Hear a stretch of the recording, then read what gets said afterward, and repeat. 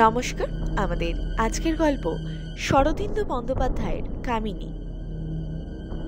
স্টেশনে ট্রেন থামিতেই হ্যাটকোট পরা সুরনাথ বাবু নামিয়া পড়িলেন।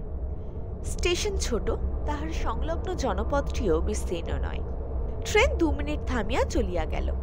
সুরনাথ ঘোষ একজন পোস্টাল ইন্সপেক্টর।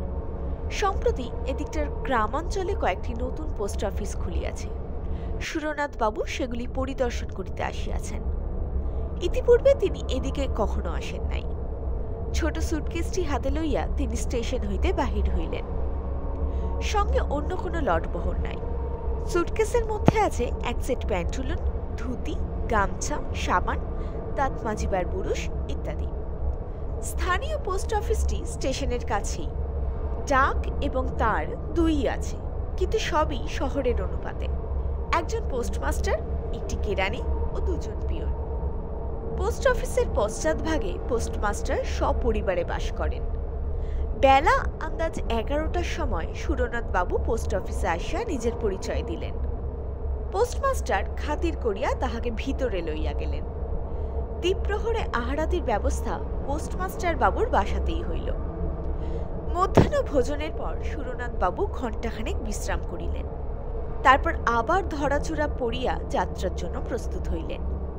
ইতিমধ্যে তিনি খবর লইয়াছেন যে 3টি পোস্ট অফিস পরিদর্শনে তিনি যাইবেন, তাহার মধ্যে সবচেয়ে যেটি নিকটবর্তী সেটি 12 মাইল দূরে।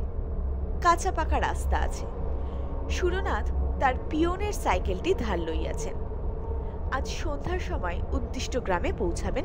কাল সকালে সেখানকার পোস্ট অফিস তদারক করিয়া সন্ধ্যার পূর্বে ফিরিয়া আসিবেন। তারপর আবার অন্য পোস্ট অফিসের উদ্দেশ্যে যাত্রা করিবেন। সাইকেলের পশ্চাৎভাগে ছোট্ট সুটকেসটি বাঁধিয়া সুরনাথ তাহাতে আরোহণের উদ্যোগ করিলে পোস্টমাস্টার বলিলেন, এখান থেকে মাইল 5-6 দূরে রাস্তা দুভাগ হয়ে গেছে। ডান হাতি রাস্তা দিয়ে গেলে একটু ঘুর পড়ে বটে, কিন্তু আপনি ওই রাস্তা দিয়েই যাবেন। সুরনাথ জিজ্ঞাসা করিলেন, কেন, বাহাতি রাস্তা কি দোষ করেছে? পোস্টমাস্টার বলিলেন, ও রাস্তাটা ভালো নয়। সাইকেলে আরোহণ করিয়া সুরনাথ বাহির হইয়া পড়িলেন। কয়েক মিনিটের মধ্যেই তিনি শহরের এলাকা পার হইলেন। তারপর অবারিত মুক্ত দেশ। দেশটা বর্ণসংকর, অবিমিশ্রিত পলিমাটি নয়, আবার নির্জন মরুকাকান্তরও নয়। স্থানে স্থানে ঘন বন আছে, কোথাও নিস্তুরুপাদ শিলাভূমি, কোথাও নরম মাটির বক্ষ বিদীর্ণ করিয়া রুক্ষ পাথরের ঢিবি মাথা তুলিয়াছে। এই বিচিত্র ভূমির উপর দিয়া নির্জন পথটি আঁকিয়া বাঁকিয়া চলিয়াছে। আকাশে পৌষ মাসের স্নিগ্ধ সূর্য, বাতাসে আত্মপ্ত আরাম। সুরনাথ প্রফুল্ল মনে মন্থর গতিতে চলিয়াছেন। মাত্র 12-14 মাইল পথ সাইকেলে যাইতে কতই বা সময় লাগিবে। সুরনাথের বয়স 40 বছর। মধ্যমাকৃতি দৃঢ় শরীর, মুখশ্রী মোটের ওপর সুদর্শন। তিনি বিপত্নিক। বছর 3 আগে স্ত্রী বিয়োগ হইয়াছে। আবার বিবাহের প্রয়োজন তিনি মাঝে মাঝে অনুভব করেন, কিন্তু বিপত্নিকত্বের ফলে যে ক্ষণিক স্বাধীনতাটুকু তিনি লাভ করিয়াছেন তাহা বিসর্জন দিতেও মন চাহিতেছে না। তিনি যখন 6 মাইল দূরস্থ পথের দ্বিভুজে পৌঁছাইলেন, তখন সূর্য পশ্চিম দিকে অনেকখানি ঝুলিয়া পড়িয়াছে। সম্মুখে 2টি পথ ক্রমশ পৃথক হইতে হইতে ধনুকের মতো বাঁকিয়া গিয়াছে। মাঝখানে উঁচু জমি, তাহার উপর তাল খেজুরের গাছ মাথা তুলিয়া আছে।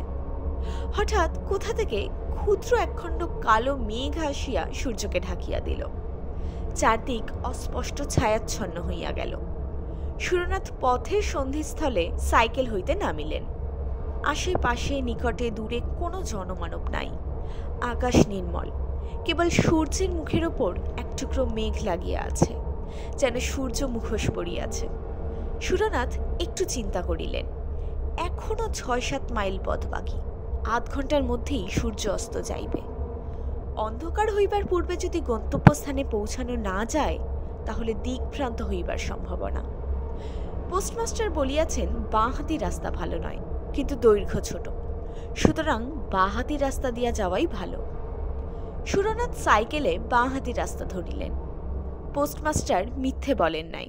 পথ অসমতল এবং প্রস্তরাকীর্ণ, কিন্তু সাবধানে চলিলে আছাড় খাইবার ভয় নাই। সুরনাথ সাবধানে অথচ দ্রুত সাইকেল চালালেন। সূর্যের মুখ হইতে মেঘ কিন্তু নড়িল না। মনে হইল মুখে মুখ সাটিয়াই সূর্যদেব অস্ত যাইবেন। মিনিট করে সাইকেল চালাইবার পর সুরনাথ সামনে একটি দৃশ্য দেখিয়া আশান্বিত হইয়া উঠিলেন। অস্পষ্ট আলোতে মনে হইল যেন রাস্তার দুধারে ছোট ছোট কুটির দেখা যাইতেছে। দু একটা আবছায়া মূর্তিও যেন ইতস্তত সঞ্চরণ করিয়া বেড়াইতেছে। আরও কিছু দূর অগ্রসর হইবার পর পাশের দিকে চোখ ফিরাইয়া সুরনাথ ব্রেক কষিলেন। একটা ছোট মাটির কুটির যেন মন্ত্র বলে রাস্তার পাশে আসিয়া দাঁড়াইছে। আশেপাশে অন্য কোনো কুটির দেখা যায় না। এই কুটিরটি যেন গ্রামের প্রবেশের মুখে প্রহরীর মতো দাঁড়াইয়া আছে। সুরনাথ রাস্তার ধারে সেখানে সাইকেল হইতে নামিলেন। সেখানে হইতে 3 গজ দূরে কুটিরের দাওয়ায় খুঁটিতে ঠ্যাস দিয়া যুবতী মহিলা বসিয়া আছে। সুরনাথের চোখের সহিত তাহার চোখ চুম্বকের মতো আবদ্ধ হইয়া আছে। চাষার মেয়ে, কিন্তু গায়ের রং মাজা পিতলের মতো পিতাভ। দেহ যৌবনের প্রাচুর্যে ফাটিয়া পড়িতেছে। মুখের ডৌল দৃঢ়, তাহাতে প্রগলভতার সমাবেশ।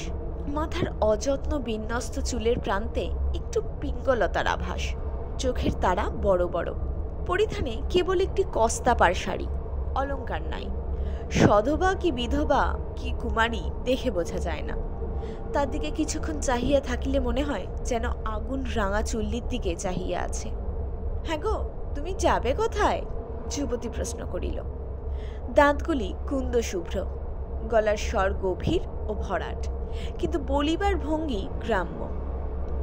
সুরনাথের বুকের মধ্যে ধকধক করিয়া উঠিল।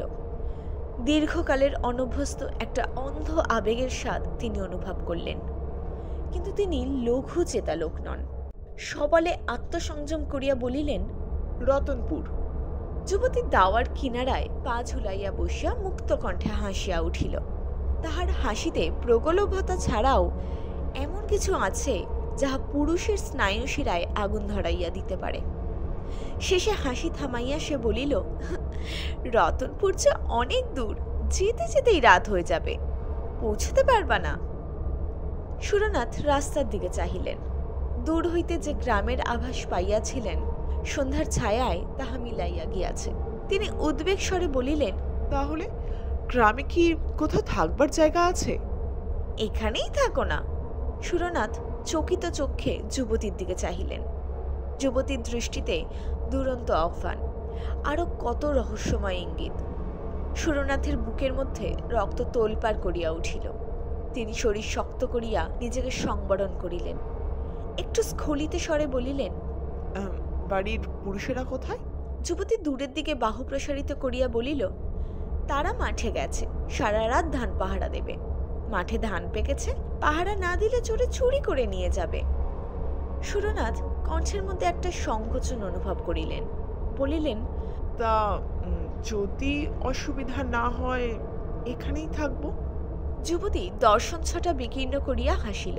প্রায়ান্ধকারে তাহার হাসিটা তরিত্তি পালির মতো ঝলকিয়া উঠিল। সে বলিল, তোমার গাড়ি দাওয়ায় তুলে রাখো, আমি আসছি। যুবতী ঘরে প্রবেশ করিল। একটি মাদুর আনিয়া দাওয়ার এক পাশে পাতিয়া দিল। এক ঘটি জল ও গামছা খুঁটির পাশে রাখিয়া বলিল, হাত মুখ ধো, চা খাবে তো? আমি এখনই তৈরি করে আনছি। যুবতী ঘরের মধ্যে চলিয়া গেল। সুরনাথ হাত মুখ ধুইয়া মাদুরে বসিলেন। ঘরে প্রদীপ জ্বলিয়া উঠিল। আলোর পীতবর্ণ ধারা দাওয়ার উপর আসিয়া পড়িল। বাইরে নিরন্ধ্র অন্ধকার চরাচর গ্রাস করিয়া লইয়াছে। সুরনাথ বসিয়া চিন্তা করিতে লাগিলেন। তাহার মানসিক অবস্থার বর্ণনা অনাবশ্যক। ব্যাধ সরাহত মৃগ, বর্ণিমুখ বিবৃক্ষ পতঙ্গের মানসিক অবস্থা কে কবে বিবৃত করিয়াছে। এই নাও, চা এনেছি। চা দিতে গিয়ে আঙ্গুলে আঙ্গুলে একটু ছোঁয়াছুঁই হইল। আমি রান্না চড়াইতে চললুম। সুরনাথ ক্ষীণ স্বরে আপত্তি তুলিলেন, আমার জন্য আবার রান্না কেন? ঘরে মুড়ি মুড়কি যদি কিছু থাকে তাই খেয়ে শুয়ে থাকবো। ও মা, মুড়ি মুড়কি খেয়ে কি শীতের রাত কাটে? রাত উপসী হাতি টলে। তোমার অত লজ্জায় কাজ নেই, 1 ঘন্টার মধ্যে রান্না হয়ে যাবে। যুবতী চলিয়া গেল। সুরনাথ চায়ের বাটিতে চুমুক দিলেন। পিতলের বাটিতে গুড়ের চা, কিন্তু খুব গরম। তাহাই ছোট ছোট চুমুক দিয়া পান করিতে করিতে তাহার শরীর বেশ চাঙ্গা হইয়া উঠিল। সুরনাথ লক্ষ্য করিয়াছিলেন কুটিরের মধ্যে 2টি ঘর, একটি রান্নাঘর আর অপরটি বোধহয় শয়নকক্ষ। তিনি অনুমান করিলেন দাওয়ায় মাদুরের ওপর তাহার শয়নের ব্যবস্থা হইবে, সেই ভালো হইবে। কোনো মতে রাত কাটাইয়া ভোর হইতে না হইতে তিনি চলিয়া যাইবেন। ঘণ্টাখানেক পরে যুবতী দ্বারের কাছে আসিয়া বলিল, ভাত বেড়েছি, খাবে এসো। সুরনাথ উঠিয়া ঘরের মধ্যে প্রবেশ করিলেন। বাহিরের ঠান্ডার তুলনায় ঘরটি বেশ আতপ্ত। পীঠের সামনে ভাতের থালা, প্রদীপটি কাছেই রাখা হইয়াছে। আয়োজন সামান্যই, ভাত, ডাল এবং একটা চচ্চড়ি জাতীয় তরকারি। সুরনাথ আহারে বসিলেন। যুবতী অতি সাধারণ গৃহস্থালির কথা বলিতে বলিতে ঘরের এদিক ওদিক ঘুরিয়া বেড়াইতে লাগিল। সুরনাথ লক্ষ্য করিলেন রান্না করিতে করিতে যুবতী কখন পায় আলতা পড়িয়াছে। যুবতী সুরনাথের সঙ্গে সহজভাবে কথা বলিতেছে, অথচ তিনি হুহা ছাড়া কিছুই বলিতেছেন না। বিপদের সময় যে ডাকিয়া ঘরে আশ্রয় দিয়াছে, খাইতে দিয়াছে, তাহার সহিত অন্তত একটু মিষ্টালাপ করিবার প্রয়োজন আছে। তিনি শামুকের মতো খোলার ভিতর হইতে গলা বাড়াইয়া বলিলেন, তোমার নাম কি? এক ঝলক হাসিয়া যুবতী বলিলেন, কামিনী। নামটা তপ্ত লোহার মতো সুরনাথের গায়ে ছ্যাক করিয়া লাগিল। তিনি শামুকের মতো আবার খোলের ভেতরে প্রবেশ করিলেন। আহারান্তে সুরনাথ মুখ ধুইলে কামিনী বলিল, পাশের ঘরে বিছানা পেতে রেখেছি, শুয়ে পড়ো গিয়ে। সুরনাথের বুক ধড়াস করিয়া উঠিল। তিনি তোতলা হইয়া গিয়া বলিলেন, আমি আমি আমি বাইরে মাদুরে শুয়ে রাত কাটিয়ে দেব।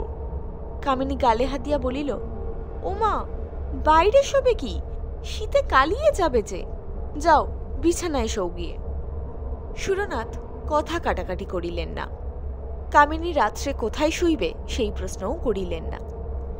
দণ্ডাজ্ঞাবাহী আসামির মতো শয়নকক্ষে প্রবেশ করিলেন। ঘরে দীপ জ্বলিতেছে। মেঝের ওপর খড় পাতিয়া তাহার ওপর তোষক বিছাইয়া শয্যা। সুরনাথ সুটকেস আনিয়া বস্ত্রাদি পরিবর্তন করিলেন। তারপর প্রদীপ জ্বালিয়া রাখিয়া শয়ন করিলেন। চোখ বুঝিয়া তিনি পাশের ঘরে খুটখাট ঠুনঠান বাসনকোসনের শব্দ শুনিতে লাগিলেন। ইন্দ্রিয়গুলি অতি মাত্রায় তীক্ষ্ণ হইয়া উঠিয়াছে। তাহার মনের উত্তাপ একটি সুদীর্ঘ নিঃশ্বাসে বাহির হইয়া আসিল। চোখ বুঝিয়া অনেকক্ষণ শুইয়া থাকিবার পর তিনি আচ্ছন্নের মতো হইয়া পড়িয়াছিলেন। হঠাৎ চটকা ভাঙিয়া গেল। তিনি চোখ খুলিয়া দেখিলেন কামিনী নিঃশব্দে কখন তাহার বিছানার পাশে আসিয়া বসিয়াছে। তাহার মুখে বিচিত্র হিংস্র মধুর হাসি। 3 দিন পর্যন্ত সুরনাথ যখন ফিরিয়া আসিলেন না, তখন পোস্টমাস্টার বাবু উদ্বিগ্ন হইয়া উঠিলেন। কেবল সুরনাথ বাবুর জন্য নয়, সেই সঙ্গে পোস্ট অফিসের সম্পত্তি সাইকেলটিও গিয়াছে। পোস্টমাস্টার পুলিশে খবর দিলেন। পুলিশ খোঁজ লইল। সুরনাথের যে 3টি পোস্ট অফিসে যাইবার কথা, সেখানে তিনি যান নাই। পুলিশ তখন রীতিমতো তদন্ত আরম্ভ করিল। 7 দিন পরে সুরনাথকে পাওয়া গেল। বাঁহাতি রাস্তায় একটিও কুটির নাই। সেই রাস্তার পাশে ঝোপঝাড়ের মধ্যে তাহার মৃতদেহ পড়িয়া আছে। সাইকেলটা অনতি দূরে মাটিতে লুটাইতেছে।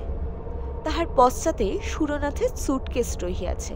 সুটকেসের মধ্যে কাপড় চোপড়, সাবান, মাজন, বুরুশ সমস্তই মজুদ আছে। কিছুই খোয়া যায় নাই। সুরনাথের দেহে কোথাও আঘাত চিহ্ন নাই, কিন্তু দেহটি প্রাচীন মিশরীয় মমির মতো শুষ্ক ও অস্থি চর্মসার হইয়া গিয়াছে, যেন রক্তচোষা বাদুর দেহটা শুষিয়া লইয়াছে। পুলিশ হাসপাতালে লাশ চালান দিল। পোস্টমাস্টার যখন সুরনাথের মৃত্যু বিবরণ শুনিলেন, তখন তিনি আক্ষেপের মাথা নাড়িয়া বলিলেন, আহা, ডাইনির হাতে পড়েছিলেন। কামিনী ডাইনি এখনো তল্লাটে আছে। মায়া বিস্তার করে বেচারিকে টেনে নিয়েছিল। আমি ইন্সপেক্টর বাবুকে সাবধান করে দিয়েছিলাম, বলেছিলাম বাঁহাতি রাস্তা ভালো নয়, কিন্তু উনি তা শুনলেন না। এই ছিল আমাদের আজকের গল্প। যদি আজকের গল্পটি আপনাদের ভালো লাগে, তাহলে অবশ্যই ভিডিওটিকে লাইক করুন এবং চ্যানেলটিকে সাবস্ক্রাইব করুন।